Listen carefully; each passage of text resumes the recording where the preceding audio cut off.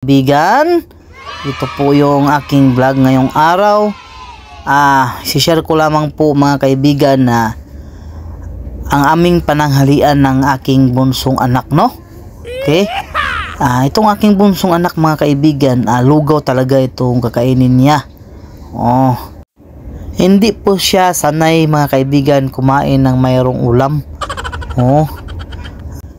First eat talaga niya mga kaibigan, lugaw talaga, no? Hanggang sa nasanay na siya, kung kahit anong gagawin namin na pakainin namin siya ng mayroong ulam, hindi talaga siyang kakain mga kaibigan, kaya lugaw na lang, no? Okay, tipid-tipid naman tayo niyan.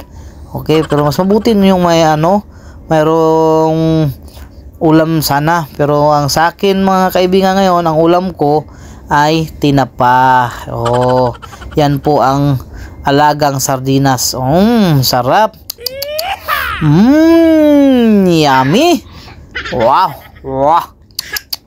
Yan po, no? At kakain din ng aking bunso.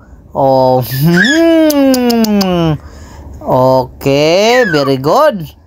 Okay. At hanggang dito lang po kami mga kaibigan. Maraming salamat po sa iyong panonood.